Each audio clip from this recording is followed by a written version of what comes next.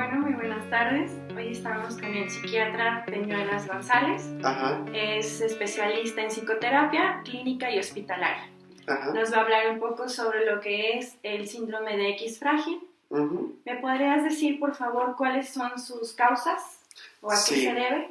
Mira, el síndrome de X frágil es un trastorno congénito de origen genético, ¿verdad? No es lo mismo.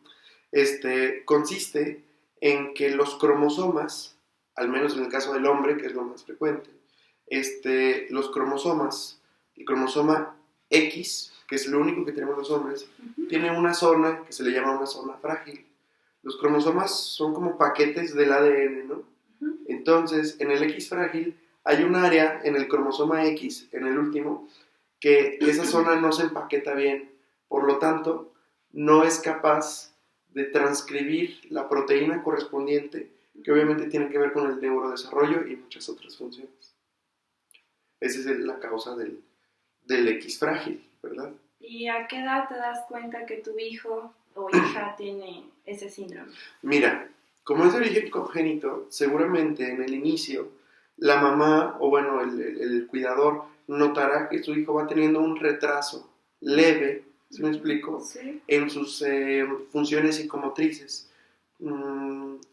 Pararse a caminar, ir al baño, controlar el esfínteris, aprender a hablar, escritura, las calificaciones en la escuela, ¿sí? Lo más normal es que dé retraso mental leve.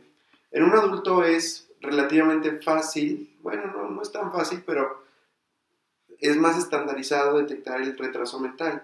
Pero en niños sí sí tiene que ser una persona especializada en trastornos del desarrollo, ¿sí me explico? O psicopatología infantil para detectar y sospechar este síndrome. Entonces, las causas, ¿qué diferencia de las causas o síntomas hay con autismo? ¿Cómo lo podemos distinguir? Claro, mira, existe una gran gama de enfermedades que se llama trastornos del neurodesarrollo. Es decir, y ahí hay muchas enfermedades. Está el autismo en sí mismo, el síndrome de Asperger, síndrome de Rett, hay muchos, pero todos tienen que ver con el desarrollo del cerebro. El cerebro tiene que desarrollarse a cierta edad, determinadas formas. Nace más chiquito y los adultos crecen un poco más. Ciertas áreas tienen que desarrollarse. Pero por ejemplo, en el trastorno por autismo da síntomas muy precisos. La manera de hablar, la manera de moverse, el cómo reaccionan al entorno, ¿sí? El síndrome de X frágil da otro tipo de síntomas, pero ambos se podría decir que son trastornos del neurodesarrollo. El autismo tiene múltiples causas, muchas. Puede ser genética también, ¿sí? El X frágil es esa mutación en el cromosoma X que te genera que el niño tenga retraso mental. ¿Sí me explico? No sé si fue clara la diferencia. No, sí. Sí. Entonces, ¿podríamos decir que no hay tratamiento para X frágil? Bueno, mira, cura, si con tratamiento te refieres a cura, no la hay, porque es genética y todas las células de tu cuerpo tienen esa mutación seguramente, ¿sí? Todas las neuronas tienen esa mutación, ¿sí? Lo que sí hay es tratamiento para los síntomas, ¿sí? A final de cuentas, la expresión clínica del síndrome de X frágil es retraso mental, ¿sí? Y el retraso mental puede ser leve, moderado, a veces grave, ¿se me explico? Y el tratamiento es hacia retraso mental, ¿sí? Hace tiempo el retraso mental era un determinado puntaje de coeficiente intelectual para abajo. Cambió el año pasado y sí, se requiere un puntaje relativamente bajo, pero también que no te adaptes a tu entorno. Entonces podremos tener ahí gente o conocidos o algo con puntajes bajos del CI y no precisamente por las nuevas guías calificar para retraso mental cuando antes calificaban. Entonces, el tratamiento para retraso mental hay muchos, ¿verdad? Terapias muy directivas, cognitivo-conductual, todo depende del grado y profundidad del retraso, ¿sí? Porque hay retrasos que son muy graves. Y el retraso mental en sí mismo da muchos síntomas. Puede haber episodios de psicosis, episodios de depresión, episodios de agitación. Entonces, el tratamiento va más bien enfocado a los síntomas que da el retraso mental y a lo cognitivo-conductual según el nivel de retraso mental. No sé si me estoy explicando. Sí. Ajá.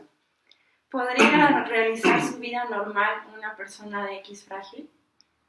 Depende del nivel de retraso mental. Mira, yo supongo que si es un nivel leve a moderado, sí puede hacer una vida normal. De trabajar. Trabajar, le puedes poner un trabajo muy concreto, muy sencillo, muy elemental. Pon esto acá, ¿se me explico? Probablemente no lo tengamos como físico cuántico, ¿sí? Uh-huh. Pero sí lo podemos tener en un trabajo sencillo. Ordenar ciertas cosas, sí, claro que se puede. Sí. Todo depende del nivel de retraso mental, ¿verdad? ¿Hay adultos que tienen la enfermedad? Sí, claro. Es la segunda causa más frecuente de retraso mental después del síndrome de Down, bueno, de origen genético, ¿verdad? Después del síndrome de Down es el síndrome de X frágil. Y los hombres somos mucho más vulnerables, porque los hombres solo tenemos un gen X y otro Y, perdón, un cromosoma X y un cromosoma Y. Las mujeres tienen un cromosoma X y otro cromosoma X. Entonces, si bien una mujer puede presentar retraso mental, es mucho menos probable que lo presente por X frágil que un hombre. ¿Sí me explico? Las mujeres tienden a compensar cualquier patología del X con el otro. Como tienen otro que ahora sí que los ayuda, me explico, lo pueden tener. Pero sí, la prevalencia es mucho mayor en hombres. ¿A qué se debe que la embarazada que no se cuidó o de qué careció? Fíjate que viene de una línea, se habla de una línea germinal femenina, o sea, se va heredando, ¿sí? No es que la embarazada no se haya cuidado ni tomado medicamento.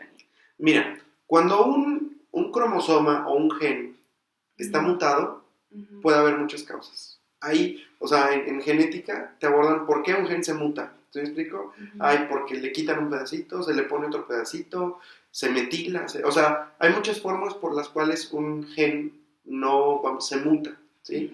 En este caso, el gen del X frágil, ¿verdad? Está en el Q27, si mal no recuerdo, no me acuerdo, ¿sí? El gen no es que esté mutado, el gen está intacto.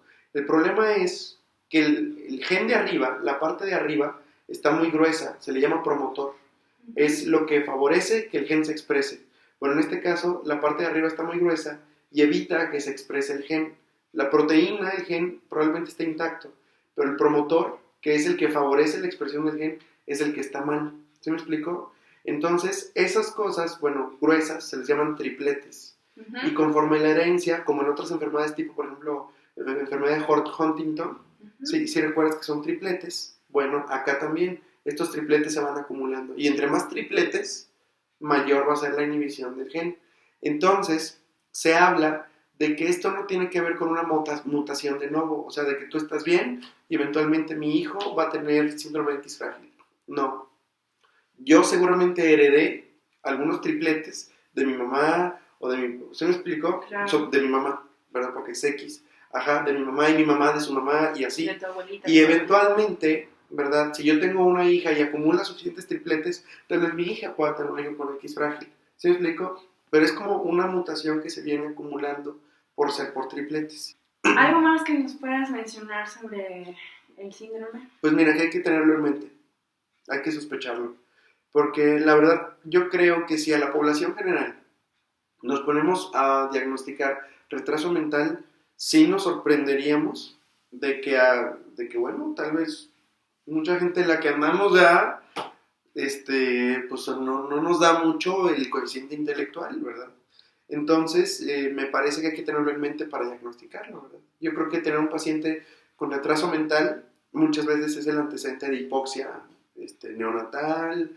Bueno, tienen antecedentes importantes. Pero si uno no encuentra, no documenta cosas así, pues bueno, sospechar el síndrome de X frágil. Se pide un cariotipo y a ver qué sale. O sea, a ver si te entendí. Ajá.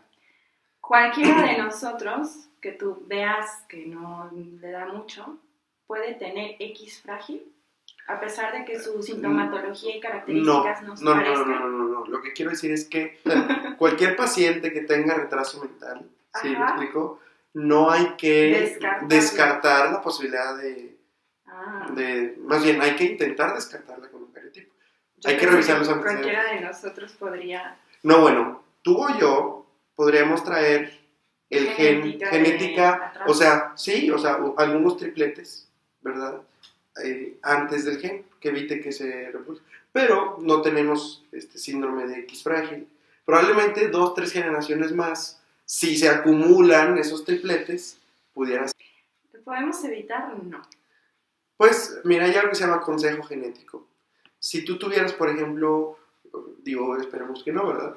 Pero uno de estos tipos de enfermedades, o un hijo con esto, sí, el consejo genético es decirte, pues las probabilidades de que tu hijo tenga el que sigue esto y lo otro son tantas. El consejo genético es decir, bueno, te embarazas o te embarazas, esas cosas. Qué triste. Y bueno, para finalizar, ¿me podrías decir cuál es el tipo de terapia que podemos llevar a nuestro paciente, alumno, hijo? Claro, mira, como te decía, es una enfermedad genética, no tiene cura, pero el tratamiento es en función del retraso mental y los síntomas que da el retraso mental. Puede ir desde medicamentos, si el paciente tiene brotes psicóticos, cantidades bajas o chicas, si lo requiere, ¿verdad? Si está muy deprimido, antidepresivos, si es muy impulsivo, muy violento, bueno, otro tipo de medicamentos. Ya hay un arsenal muy grande, eventualmente se tiene que utilizar, ¿verdad? Que no puede dormir, que se agita, cosas así por el estilo, ¿sí? Hay muchas psicoterapias pueden funcionar con el paciente o con la familia, ¿sí? O sea, yo creo que el abordaje al paciente es muy importante, ¿no? O sea, cognitivo-conductual, qué puede hacer, qué no puede hacer, cómo manejar, cómo lidiar con esas frustraciones y con esas limitaciones, pero por otro lado con la familia, ¿sí? Si es una familia muy exigente, muy demandante, bla, bla, pues seguramente es mucho más probable que nuestro paciente se descompense, ¿sí? Claro. Entonces, la terapia familiar, por supuesto que es un adyuvante súper importante en esto. Cualquier tipo de terapia yo pienso que le puede funcionar, sistémica, de apoyo, cognitivo-conductual, no sé. Bueno, un psicoanálisis pienso que no, o una terapia analítica no creo, porque bueno, sí se requiere un nivel intelectual un poquito más alto, pero bueno, un coeficiente intelectual un poco más alto, claro. Pero bueno, o sea, se puede intentar cualquier otro tipo de psicoterapia, así es. Ahora, hay que ver qué tipo de candidato a terapia es, ¿verdad? Puede ir el paciente perfecto con un psicólogo a una psicoterapia, con otro psicoterapeuta a una terapia familiar o sistémica o lo que tú quieras, y con el psiquiatra que le recete algún medicamento si es que lo requiera. O sea, yo creo que decir que el paciente va a tener un solo terapeuta, pues puede tener uno que es como el coordinador, ¿no? Pero sí requerirá eventualmente la intervención de varias personas. Así es. Bueno, muchísimas gracias. Hasta luego. Ándale, hasta luego.